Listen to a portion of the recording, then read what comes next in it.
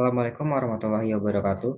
Perkenalkan nama saya Willy Andrian dengan NIM 2200522041. Saya akan menjelaskan eh, bagaimana hasil uji analisis regresi sederhana dengan menggunakan Excel. Yang pertama, langkah pertama yang kita lakukan yaitu kita akan membuka data, kemudian data analisis, kemudian klik yang regresi. Oke. Kemudian pilih data yang akan kita uji. Yang pertama yaitu eh, ada data X. Kita masukkan semua data yang ada di data X.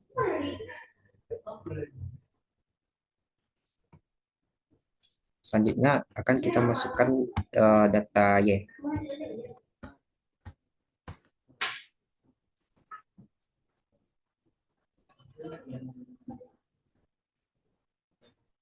Setelah sudah, kita akan mengklik output range untuk menentukan di mana hasil uji akan kita tampilkan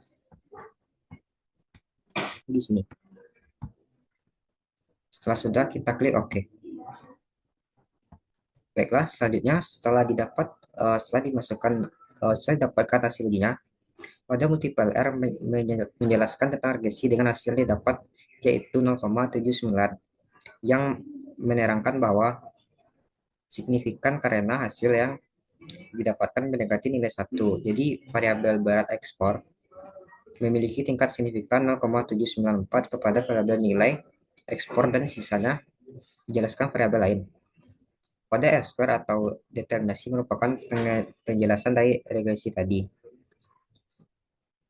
Yang standar error menunjukkan angka 3,41, yang dimana standar kesalahan dari standar error setidaknya satu semakin kecil angkanya semakin baik. Observation adalah menunjukkan jumlah data. Untuk uji T dapat dilihat pada hasil stat, di mana untuk uji signifikannya yaitu 2,5. Pada hasil yang dihitung menunjukkan data yang telah ada didapat hasil testat yang pertama menunjukkan angka 4,8 yang dimana hasilnya besar dari 2,5 yang menunjukkan bahwa signifikan. Testat yang kedua menunjukkan hasil angka 12,7 yang dimana hasilnya besar dari 2,5 yang menunjukkan bahwa signifikan. Pada p-value hasil yang pertama didapatkan 4,7 menunjukkan angkanya besar dari 0,05 yang menunjukkan hasilnya signifikan. Pada p-value yang kedua didapat hasil 2,6 yang menunjukkan angkanya besar dari 2,5 menunjukkan hasilnya signifikan. Selanjutnya saya akan menunjukkan gimana caranya untuk menguji hasil dari analisis regresi berganda. Caranya sama yang seperti tadi, kita buka data analisis, kemudian regresi, dan hasilnya didapatkan seperti ini.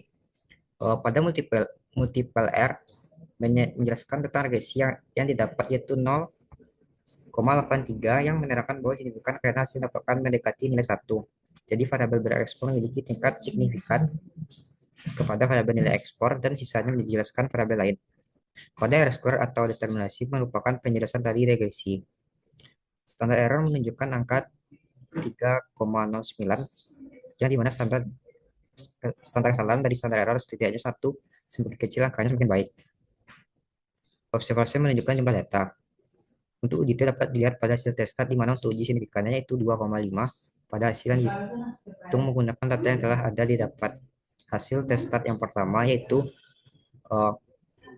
menunjukkan angka 3,1 yang dimana hasilnya besar dari 2,5 yang menunjukkan bahwa signifikan. Untuk variabel yang kedua yaitu menunjukkan angka 8,9 yang dimana hasilnya besar dari 2,5 yang menunjukkan juga signifikan. Yang dimana hasilnya juga besar dari 2,5 yang menunjukkan signifikan. Pada p-value yang pertama menunjukkan hasil angkanya itu 0,002 menunjukkan hasil yang signifikan. Dan pada p-value yang kedua didapat hasil 3,6 menunjukkan angkanya besar dari 0,05 yang artinya signifikan. Dan pada p-value yang ketiga yaitu 4,6 yang menunjukkan angkanya besar dari 0,5 menunjukkan hasil yang signifikan. Untuk persamaan koefisien regresi berganda yaitu Y sama dengan 1 10 7 1 4 2 9 7 8,38 ditambah 0,006 X ditambah 0,3974 X pangkat 2. Baiklah, selanjutnya saya akan menjelaskan tentang uji asumsi klasik. Yang pertama yaitu ada uji normalitas. Dikatakan normal apabila nilai tingkat signifikasinya lebih dari 0,05. Begitu juga sebaliknya kalau tingkat signifikannya kurang dari 0,05. Variabel itu tidak normal.